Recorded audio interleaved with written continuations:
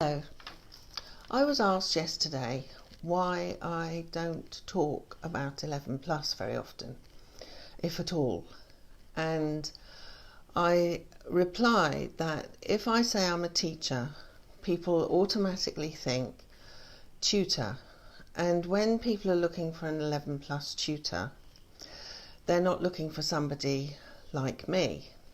However, I do work with children very successfully to the point where they can sit and pass whatever exams they are facing.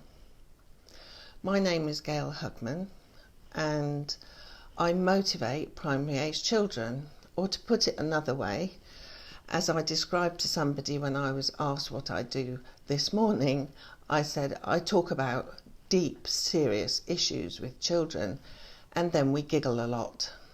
And my aim is to help children with their personal development. I spent 30 years teaching in schools, and over that period of time saw how unmotivated children can be at times. And if they're unmotivated for any period of time, then they're not really learning, because the learning process requires that you have a hunger to learn.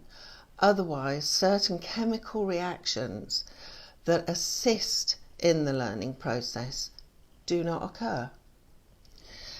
Now, when I was asked about this 11 plus, I thought, okay, it's a pretty contentious issue.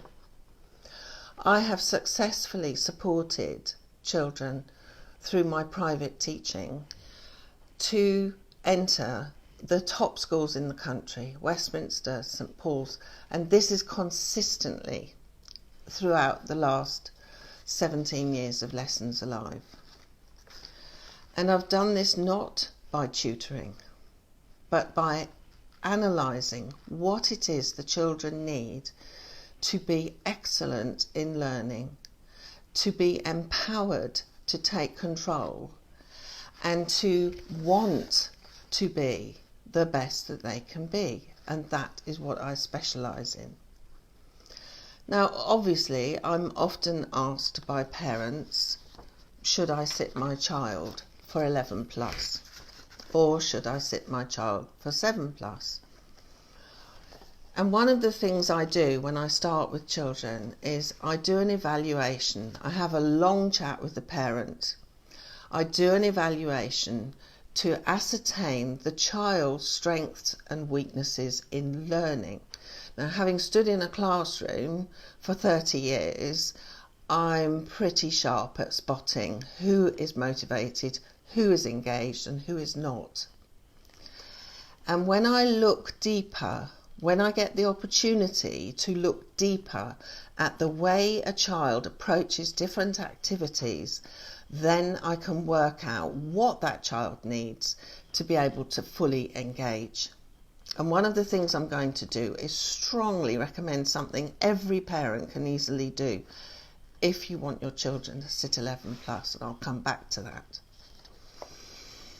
Now, I look at their listening skills, I look at their organisation skills, I look at their attitude, I look at their attitude to self, their attitude to work, how they think about school. I look at what their expectation of themselves is. You wouldn't, yeah. Because I want to see how driven is this child to be engaged in the work. Now, you can tutor a child to pass 11 plus, but is that going to ensure that your child has the tools, the skills, and the level of comprehension that will be required for them to be able to tackle the work in a highly competitive environment if they are in one of the top schools? And is your child going to need tutoring for the next 5 years because they can't keep up?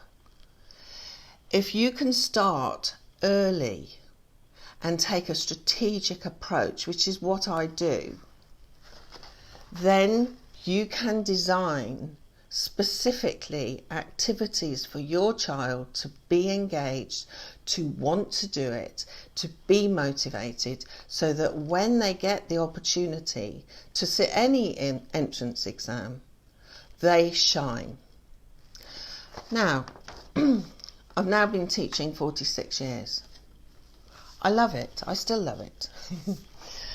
And we're in a really challenging world, and the competition is fierce. I live very close to a much sought after school.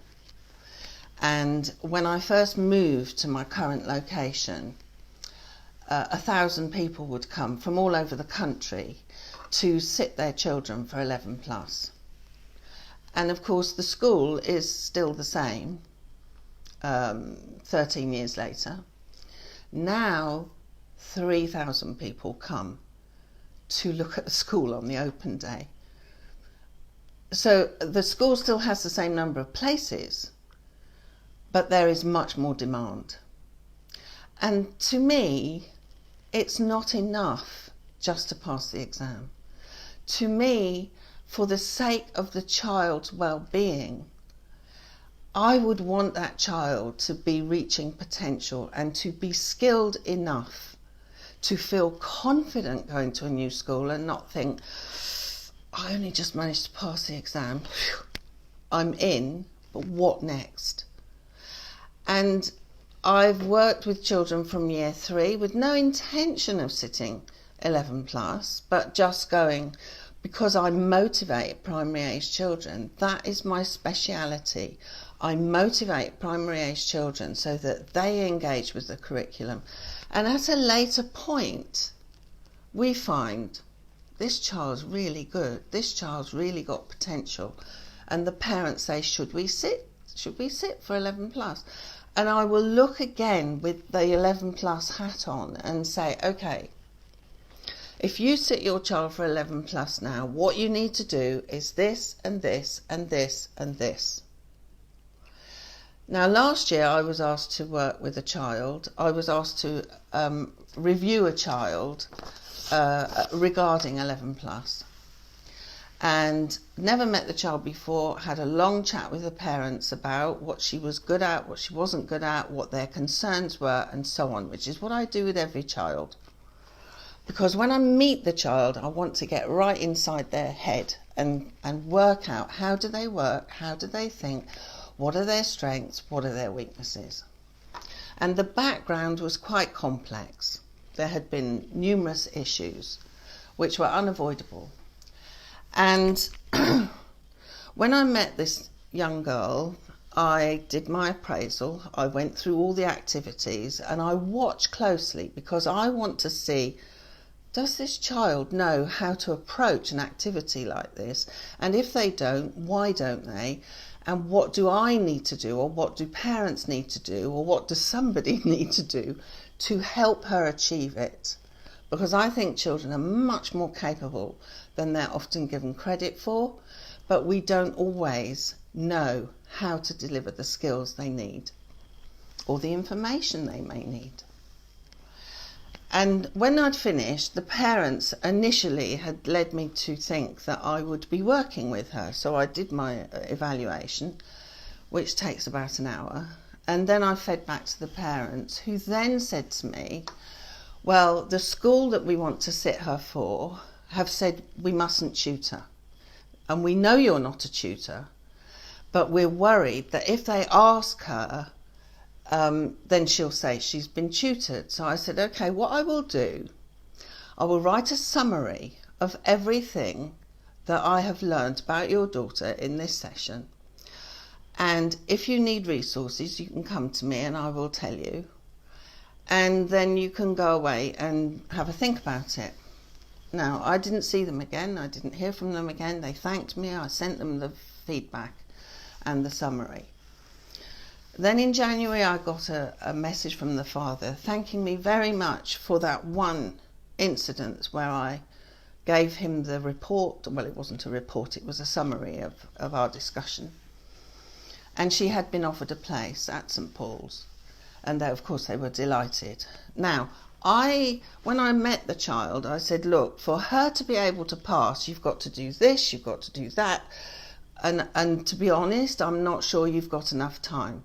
But bless him, that dad put everything aside, devoted himself because he wanted his daughter to have this opportunity and he believed she could do it. And bingo, he did it. Now, I have met children where I've said, I really don't think this child will be ready because of this, and this. And unless you go into the nuts and bolts of it, and you look at the child and you look at the school and you say, is it a good fit? You want your child to thrive. You want them to be hungry for knowledge. You want them to enter the world confident young people. And that's what I want for your children too. I saw so many children not engaged. I started working privately to try and get underneath the motivation of it. And I fully believe that any child who is prepared in the right way shouldn't be nervous about sitting 11 plus. I heard a story. I was working in Chelsea when I lived in South London. I was working in Chelsea. One of the head teachers in a school in Chelsea had to send a 7-year-old, had to get an ambulance for a 7-year-old who was hyperventilating because of anxiety about 7 plus. Now, one of the reasons I stopped teaching in schools was when we were doing year 6 SATs. It was state school. And I said, open your books. And I heard a thud. I turned around and this child's head was on the table. She was sobbing. And I turned to a colleague and said to her, I just can't do this to children anymore. So my advice, there are 2 pieces of advice I would give to parents who are considering any of these entrance exams. Yes, it's highly competitive, but please, can you back that off? Just look at your child. You are helping this child to get what they need to live their best life. And the period between birth and adulthood, that period, they're building their foundation for life. They need organisation skills. They need the motivation to cement this in themselves. They need your support in the underlying skills. Now, I've recently, very recently, worked with a little boy who's gone from, hello, my child hates reading, can you help? He just won't read. He's being told off in school. It's very difficult. I did my analysis and long chats with mum, and then I did 2 teaching sessions, and he's away skipping happily, reading with his mum, loving the time. I've chosen the books, I've given her the approach and got that child back engaged, and I will be doing future sessions at some point. But my plea to parents, if you're going to sit these exams, I'm not anti-tutoring, but if you can work out the underlying skills that your child will need and help them to move towards that so they are confident. And the biggest thing that I find at 11 plus, whenever I work, if people come to me when the child's 11 and say, we want to go to St Paul's or we want to go here, I think, okay, well this would have been better if we'd started in year 4, once a month, to get your child on track. Once a month, line them up, get the development processes going so that when they get there, they're confident. When they get there, they're happy to go in and they're sure of themselves. You don't need to tutor every week because it's a different process. And the biggest weakness for all children at 11 plus, I don't care what level of society, and I've worked at all levels, is comprehension. It's the biggest single thing that lets children down at 11 plus. There may be vocabulary in the text that they're given, or in the instructions even. There may be colloquialisms or or sayings or something that will undermine what they're trying to do. And one of the reasons for that, in my view, and it is my view, but I don't know anyone, no one's argued with me yet. In my view, it's because they don't have enough time at school to listen to every child read until they're 11. And so as soon as children can say all the words in a book, they're free readers. And when I listen to children read, and these are top children, some of them, these are children that do go to St Paul's or do go to Westminster or do go. If I hear them read, you can listen to your child read one paragraph, just one paragraph. Just listen, don't interfere, just sit back and say, I'd like to hear you, I haven't heard you read for a while. Read me that paragraph. And as soon as you listen and you read alongside, you will see, are they responding to the inference in the right way? Are they responding to the full stop in the right way? Are they pausing in the right place? Don't try and correct it, just listen. And then you can say, right, now I know where to start. And you will help your child enormously if you can hear them 2 or 3 times a week, and it doesn't have to be a lot. It's quality you're after, quality. If I work with children, sometimes I've got once a month or once every 2 weeks, and we're heading for whatever plus it is, or GCSE or whatever it is, and I'm focused on their attitude, on their skills, whether they can organise, whether they can interpret the questions that are being asked, whether their presentation is up to it, and how to improve that. And so if you are thinking of 11 plus, if you would like just an assessment, a teacher assessment. I'm not a psychologist. I would never dream of calling myself that. I have 46 years teaching experience in primary, and I read children. I understand the learning process. I can see the weaknesses and the strengths. So if you would like that, and you would like me to do that for you, then get in touch with me. Either message me on Facebook or via my page, or you can phone me. My website is www.lessonsalive.com. But we can have a chat. We can have a 20-minute chat. If you want to know, should your child sit, or you've got any concerns about it, then do get in touch. But please understand, I do not advertise myself as an 11 plus tutor, because as people keep telling me, I'm so much more than that. And it is about your child's development. I look beyond 11 plus. I want these people to develop into fabulous young people that can take on the issues in this world today, which they are inheriting. So let's help these young people right from the off. Let's help them get to their potential. Let's help them reach for the best that they can be, and not leave them feeling that they've got to wait to grow up before they can do anything. So if you want to get in touch with me, I'm Gail Hugman, Lessons Alive, and I'd be happy to receive any questions, any inquiries. And it doesn't cost anything to have a chat with me. As I often say to clients, you pay me to work with your children, you don't pay me to have a coffee with me. So I'd like to hear from you and what you think about 11 plus and what your plans are for your children. It's a really tough decision, but I can tell you, I've got I don't know if I've put it on my page, but somewhere I can put it up again. There is a reference that I was sent, a testimonial from a very happy client whose son was actually awarded a Queen's Scholar at Westminster, which was fabulous. And again, I didn't tutor. I taught him to think. I gave him thinking skills. I gave him the tools necessary for him to do it for himself.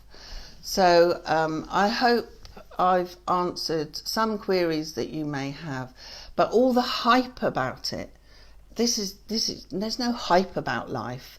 There's no hype about a school. You might feel very proud if your child goes to a particular school, But you're not going to feel very proud if it's the wrong place. And I've had people say, I want my child in St Paul's, it's the best school. And I say, well, not if you want to be a ballet dancer, it's not. So please, if you have any queries or you want to talk to somebody who's got a lot of experience in this area, here I am. Gail Hugman, Lessons Alive. Thank you for watching.